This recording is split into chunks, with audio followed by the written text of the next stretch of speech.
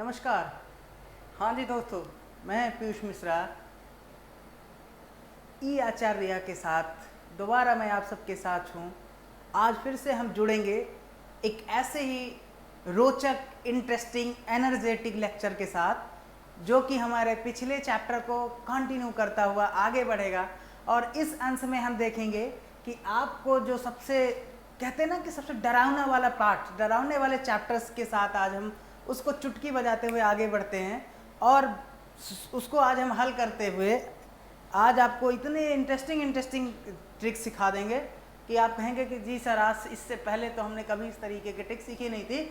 बस अपना प्यार और सहयोग इस ई आचार्य के साथ बनाए रखिए और जुड़े रहिए हमारे साथ। अपना सपोर्ट, अपना प्यार, अपना आशीर्वाद इस आचार्य के साथ बनाए रहिए और हमारे साथ जुड़े रहिए। हम आपके नए नए ट्रिक्स को सिखाते हुए हम आपको आगे बढ़ेंगे। तो जैसा कि अभी तक पिछले अपने दोनों वीडियोज़ में मैंने आपको दो चर वाले रैखिक समीकरणों को हल करने की विधि बताई थी। इससे पिछला जो वीडियो हमारा था, उस वीडियो में हमने आपको ग्राफीय निरूपण विधि से कैसे हल करते हैं उसके बारे में बताया था। और इसके जस्ट पहले वाला जो वीडियो था उसमें हमने आपको प्रतिस्थापन विधि से कैसे हल करते हैं उसको बताया था। आज हम सीखेंगे कि इसको हम लोग एक नई विधि से सीखेंगे और आज हम हल करेंगे कि दो चर वाले रैखिक समीकरणों को हम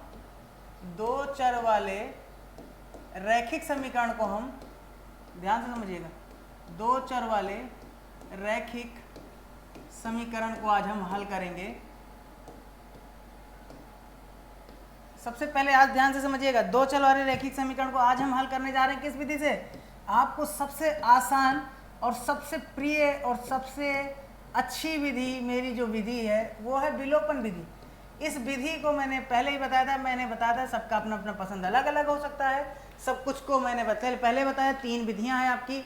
तीन विधियों में पहली विधि थी प्रतिस्थापन विधि। प्रतिस्थापन विधि को हमने इससे पहले वाले लेक्चर में कवर किया था। इस वाले लेक्चर में आज हम कवर करेंगे विलोपन विधि को।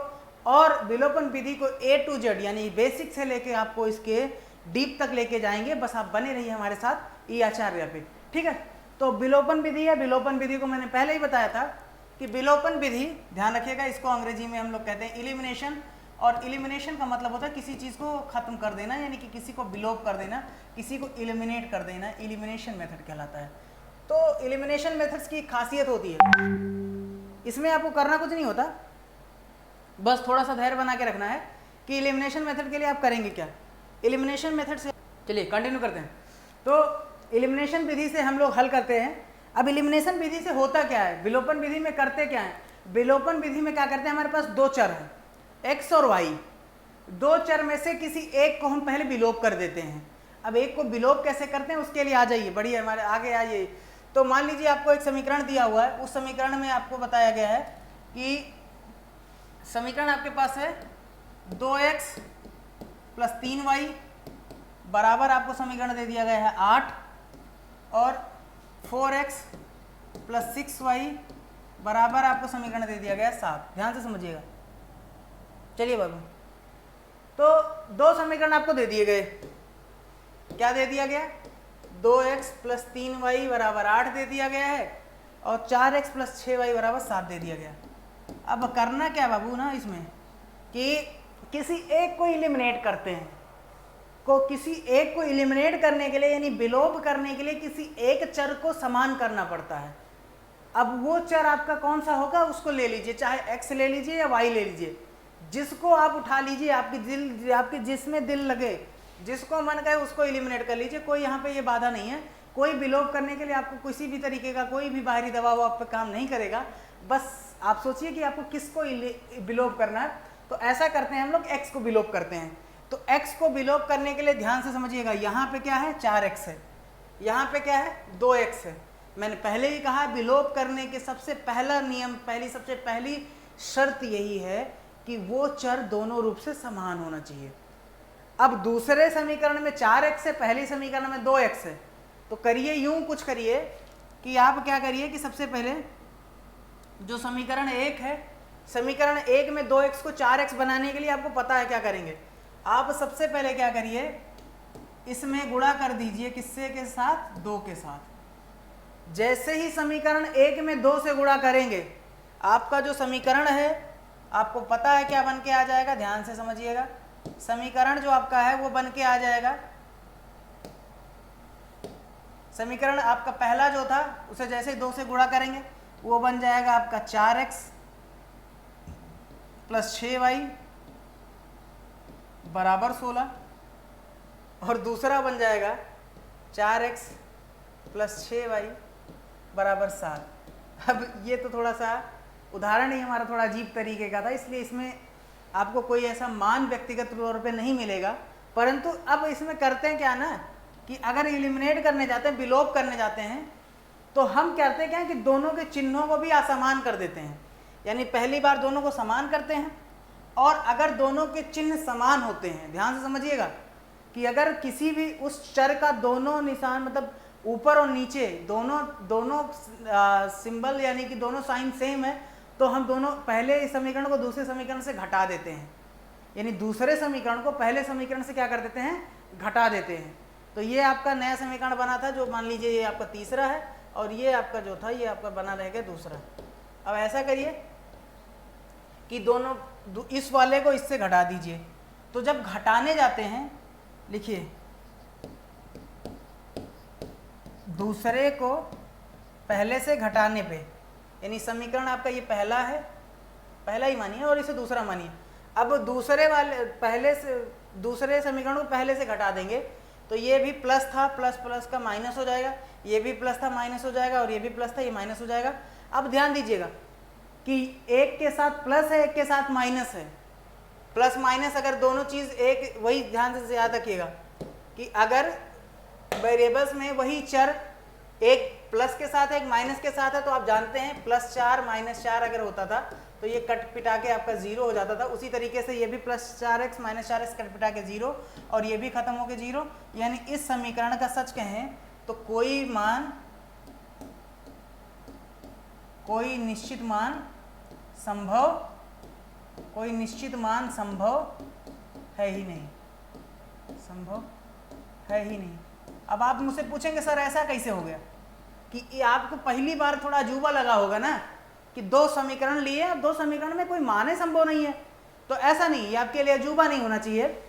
मैं आपको इसलिए इसके पिछले वाले लेक्चर में मैं आपको बता चुका हूँ कि कब कब मान संभव नहीं होता है और कब कब मान संभव होता है, क्योंकि आपने 3 तरीके से 3 शर्तें पढ़ी थी। कि पहली शर्त यह थी कि x और y का एक निश्चित मान होता है। दूसरी शर्त आपने पढ़ी थी कि x और y का अनंत अनिश्चित मान होते हैं। और तीसरा जो सबसे होता है उसमें x और y का कोई निश्चित मान होता ही नहीं था। तो ये तीसरी शर्त है। अब याद रखिएगा तीसरी शर्त में कैसे आते हैं उसको थोड़ा पिछले वाले लेक्चर में आप वापस चले जाइएगा। हम थोड़ा सा एक अच्छा सा उदाहरण लेते हुए हम आगे बढ़ेंगे। और जी दोस्तों, तो आइए अच्छे से उदाहरण के साथ हम आगे बढ़ते हैं। अच्छा उदाहरण हमारा है, बहुत ही अच्छा सा उदाहरण है। विलोपन विधि ही इस्तेमाल करेंगे, ध्यान समझिएगा। विलोपन विधि ही पूरे लेक्चर में चल रहा है, तो हम केवल और केवल विलोपन विधि ही इस्तेमाल करेंगे और किसी विधि का नाम नहीं लेंगे। तो विलोपन विधि में ठीक है, समझिएगा आपका है x + y = 5 है, ये समीकरण पहला दिया गया है। और एक और समीकरण दिया हुआ है वो आपका है 2x - 3y = किसके, 4 के। ये दूसरा समीकरण है। अब आपको मैंने पहले ही समझा रखा है कि विलोपन जब भी इस्तेमाल करेंगे तो सबसे पहली निगाह हमारी जानी चाहिए किसी एक चर को बराबर करने में। क्योंकि भैया पहले वाले समीकरण में क्या है, x जो चर है वो x धन y = 5 है, और दूसरे समीकरण में आपका जो चर है वो 2x - 3y = 4 है। तो कुछ यूं करिए ना कि या तो x को, जो पहला वाला x है उसको 2x बना दीजिए, या फिर y को -3y बना दीजिए। अब ये आपकी मर्जी पे होना चाहिए। देखिए इसमें कोई दबाव नहीं होता कि आप x को करेंगे, जिसको भी विलोप करना चाहते हैं उसको उस तरीके से बना दीजिए। मैं करता ही ऐसा हूं ना, मेरा मन कर रहा है कि मैं समीकरण 1 में, समीकरण जो आपका पहला है मैं उसमें 2 से गुणा कर देता हूं। समीकरण 1 में मैं क्या कर देता हूं, 2 से गुणा कर देता हूं। जैसे ही मैं समीकरण 1 में 2 से गुणा करूंगा, आपका जो नया समीकरण बनके, जो गुणनफल के बाद जो समीकरण बनेगा वो बनेगा 2x धन 2y बराबर 10। ध्यान दीजिएगा, 2x धन 2y बराबर 10, ये आपका समीकरण पहला अब बन गया गुणनफल के बाद में। और दूसरा जो आपका समीकरण था वो था आपका 2x माइनस 3y बराबर 4 के। ये दूसरा समीकरण आपका पहले ही बना था। अब ध्यान से समझिएगा कि 2x प्लस 2y बराबर 10 जो समीकरण पहला था वो बन इस तरीके से हो गया, और दूसरा जो समीकरण था 2x माइनस 3y बराबर 4 बना रह गया। अब मैंने बताया था आपको कि आपने क्या किया कि चर 2x को दोनों को बराबर कर दिया है, और मैंने ये भी बताया कि दोनों समान चिन्ह के साथ हैं, यानी दोनों के दोनों धनात्मक में हैं। अब एक बात मैंने बताई थी आपको कि जिसको आप विलोप करना चाहते हैं अगर वो धनात्मक में है तो आप करेंगे क्या, समीकरणों को घटा लीजिए। आप चर x को आप विलोप करना चाह रहे हैं और दोनों का दोनों धनात्मक में है, तो समीकरण 1 में से समीकरण 2 को घटा दीजिए। यानी आप लिखिए, सीधी सी बात लिखिए कि समीकरण 1 माइनस समीकरण 2। बहुत क्लियर कट समझिएगा। अब जैसे ही समीकरण 1 में से समीकरण 2 को घटाएंगे, एक चीज समझिएगा, ये क्या था, plus x 2x plus 2y plus 10 रह जाएगा। यहाँ पे प्लस था, घटाएंगे तो ये माइनस हो जाएगा।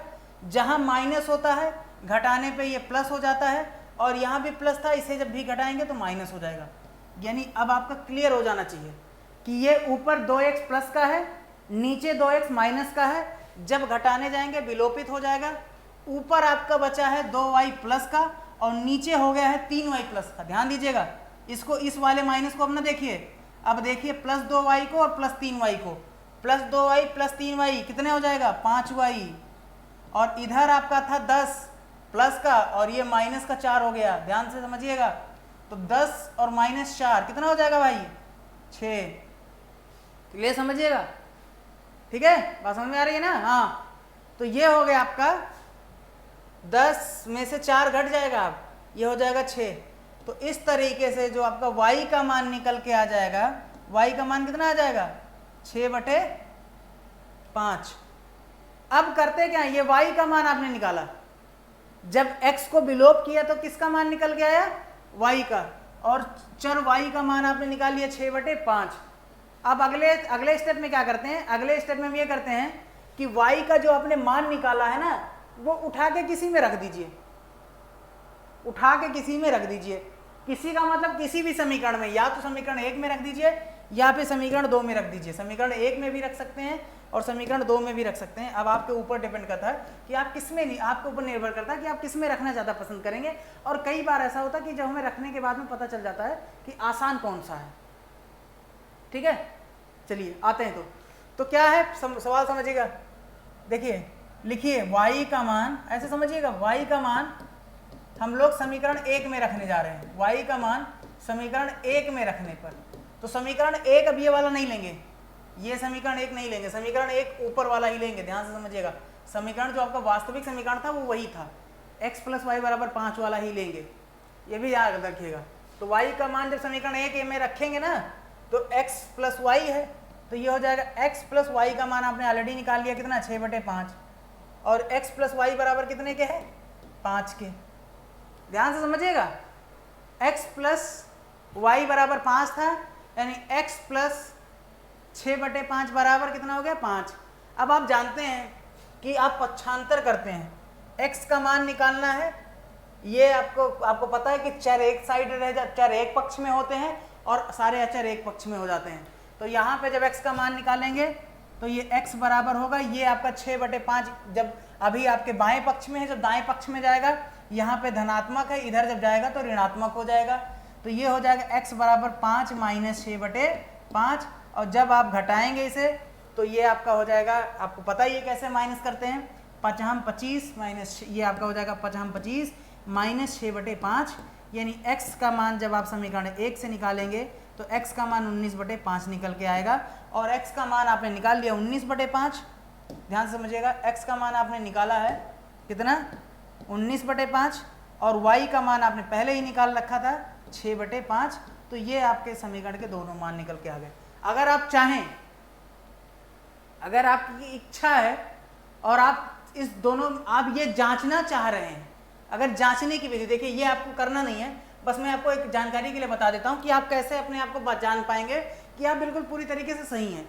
तो ऐसा करते हैं, ये जांचने की विधि है, ये आपको लिखना नहीं है कहीं पे, बस मैं आपको बता रहा हूँ कि जांचने की विधि क्या है। आप देखना चाह रहे हैं कि जो आपने दोनों मान निकाले हैं वो सही है कि नहीं, तो सबसे पहले समीकरण 1 उठाइए और 1 में ही दोनों मान रख दीजिए। x का मान आपने कितना निकाला, 19/5 रख दीजिए। y का मान आपने कितना निकाला, 6/5। 19, अब आपको पता है 19 6 25/5, 25/5 मतलब ये सही है 5, यानी आपके बाएं पक्ष में कितना आया, 5। जब आपके बाएं पक्ष में 5 आया तो फिर आपके क्या होगा, दाहिने पक्ष में भी कितना है, 5, यानी आपका सही है। ये संतुष्ट कर रहा है, उत्तर संतुष्ट नहीं कर रहा है, यानी ये आपका हल हो गया। ठीक है, तो ये था विलोपन विधि, और विलोपन विधि आसान है।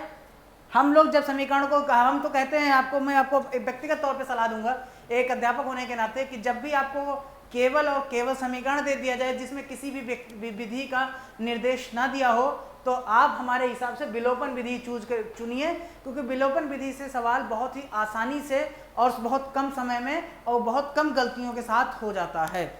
विलोपन विधि में बस आपको इतना ध्यान रखना है कि चिन्ह कई बार क्या होता है कि प्लस माइनस यानी धनात्मक और ऋणात्मक में कई बार हम कंफ्यूज हो जाते हैं, इसलिए गलतियां थोड़ी बहुत हो जाती हैं। अन्यथा विलोपन विधि की सबसे खासियत यही है कि समय भी कम लगता है और सवाल आपके बहुत ही तीव्र गति से होते हैं।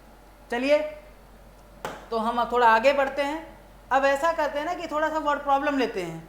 वर्ड प्रॉब्लम का मतलब होता है, ये तो आपको समीकरण बने बनाए दिख रहे हैं, बने बनाए समीकरण को आपको हल करने में कुछ भी नहीं है।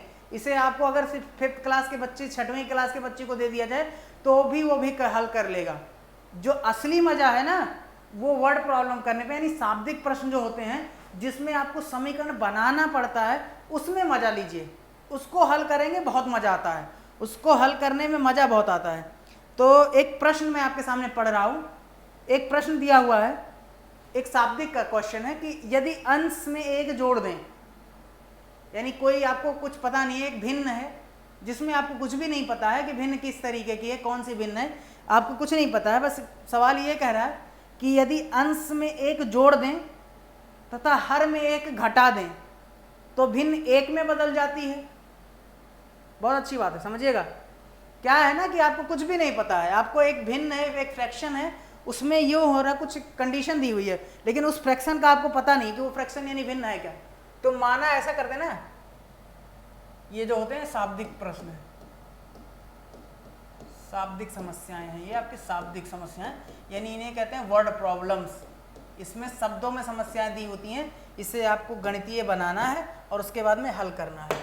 आइए, तो शाब्दिक समस्याओं में क्या है ना, सबसे पहला है कि आपको एक अननोन यानी अनजान से भिन्न है जो आपके लिए, उसमें आपको कुछ भी नहीं पता है कि वो भिन्न क्या है।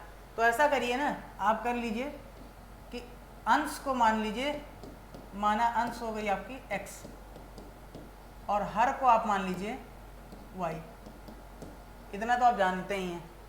जब आपको कुछ भी नहीं पता होता था, कक्षा 9 में भी आपने पढ़ा था कि जब आपको हर और अंश कुछ भी नहीं पता होता था तो आप मान लेते थे।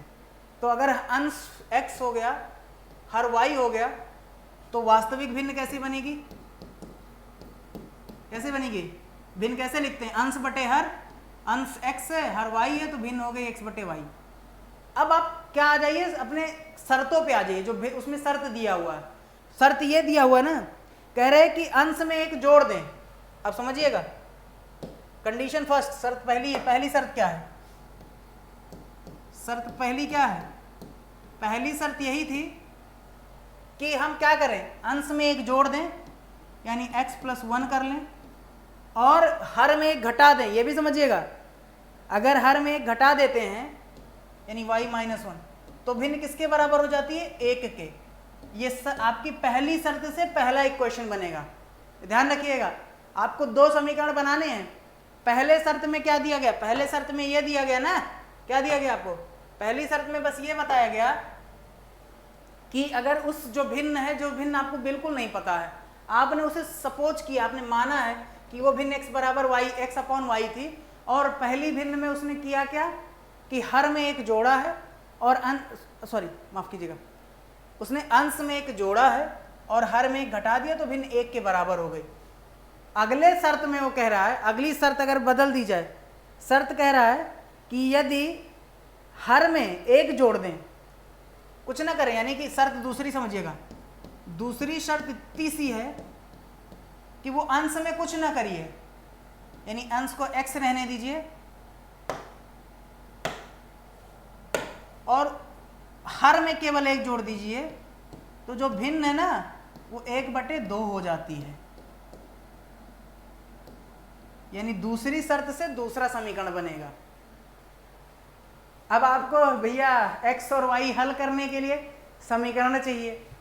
समीकरण कहाँ से बनेगा? दोनों शर्तों से। पहली शर्त से पहली शर्त मिली थी कि x + 1 / y - 1 = 1 के, यानी आपको ये मिलेगा कि x + 1 = y + 1। इस बात को पता है? सॉरी माफ कीजिएगा, x + 1 = y - 1। इसे ब्रज गुणन कहते हैं। जब आप ब्रज गुणन करेंगे तो ये इससे गुणा हो जाता है और ये इससे गुणा हो जाता है, याद रखिएगा। तो x + 1 का 1 से गुणा होगा तो x + 1 आएगा, एंड y - 1 का भी 1 से गुणा होगा तो y - 1 आएगा। ये समीकरण पहला है, इसको थोड़ा सा इधर उधर करिए तो ये आपका हो जाएगा, y को उधर लेके जाएंगे, प्लस में था माइनस में हो जाएगा, x - y हो जाएगा। इधर -1 ऑलरेडी है, इसको उधर लेके जाएंगे तो ये -1 हो जाएगा। और इस तरीके से पहला जो समीकरण बनेगा वो बनेगा x - y = -2 के, यानी समीकरण पहला बन के आया। अब ध्यान से समझिएगा, मैं समीकरण दूसरे पे जा रहा हूँ। समीकरण दूसरा देखिएगा, दूसरी शर्त से दूसरा समीकरण बनेगा। दूसरी शर्त क्या थी? x / y + 1 = 1/2। इसमें भी कैंची गुणा करेंगे तो ये कैंची गुणा करने पे आपको मिलेगा, क्या मिलेगा? 2x = y + 1, यानी कि आपको सीधा समझिए 2x और y को उधर ले जाइए, 2x - y बराबर क्या मिलेगा? 1। यानी जो दूसरा समीकरण आपको मिलेगा वो मिलेगा 2x - y बराबर कितना मिलेगा? 1। अब ये आपके दोनों समीकरण बन गए हैं, तो जब समीकरण बन जाए तो समझ लीजिए आपका 90% काम हो गया। 90% सवाल आपका समीकरण बन जाने के बाद में हल हो जाता है। अब आपकी जो इच्छा कहे, अगर आप देखिए, अब आप क्या करेंगे? विलोप करेंगे। विलोप किसका करेंगे? x का करना चाहेंगे तो x को ऊपर 2x बनाना पड़ेगा। मैं तो कहता हूं कि y का कर लीजिए, क्योंकि दोनों में y बराबर है, आपको कुछ भी गुणा भाग करने की जरूरत नहीं है। और सबसे बड़ी बात यह है कि दोनों का चिन्ह भी बराबर है, यानी दोनों का चिन्ह समान है, बराबर नहीं, समान है। तो यहां पे भी आप ध्यान से देख रहे होंगे, अगर आप यहाँ पे भी देखेंगे तो ऋणात्मक y है, यहाँ पे भी ऋणात्मक है। और जब मैंने पहले ही बता दिया कि विलोप करते समय अगर किसी भी चर के दोनों मतलब ऊपर और नीचे चिन्ह समान होते हैं तो हम करते क्या हैं? क्या करते हैं? जोड़ लेते हैं।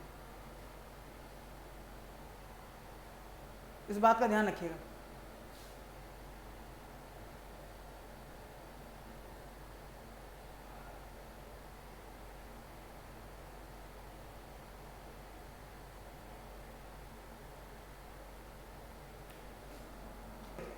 तो आपको मैंने बताया था कि भैया दोनों का क्या है, ऊपर और नीचे चिन्ह क्या है? समान है।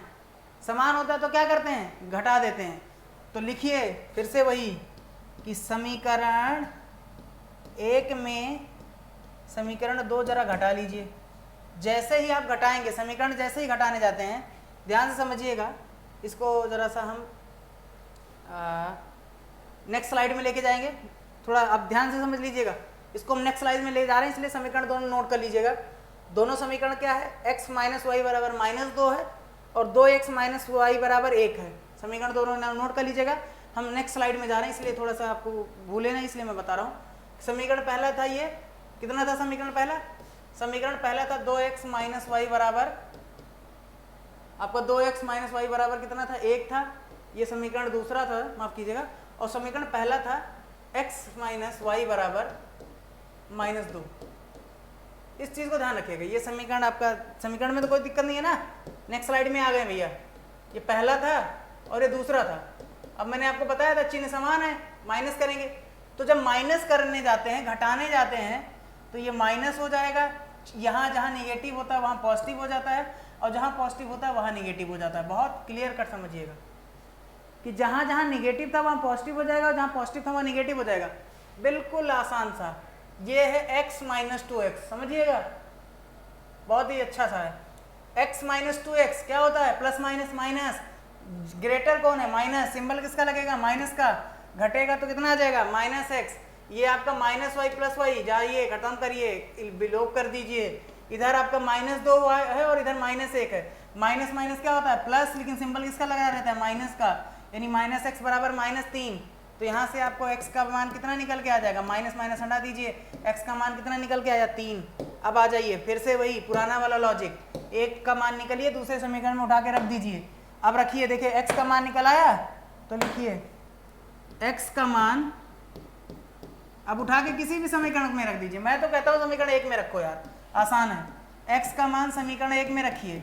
x का मान जैसे ही समीकरण 1 में रखेंगे, x का मान कितना है? 3 है, रख लीजिए भाई। तो ये हो जाएगा 3 माइनस,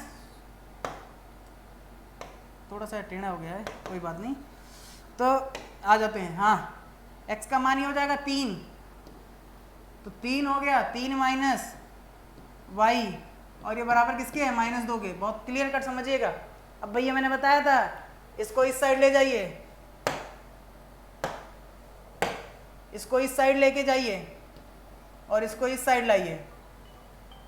जैसे ही साइड चेंज करेंगे, ये हो जाएगा 3 माइनस 2, क्योंकि प्लस, ये सॉरी 3 प्लस 2, और ये वाला उठ के उधर जाएगा y, यानी y बराबर कितना आ जाएगा बाबू साहब?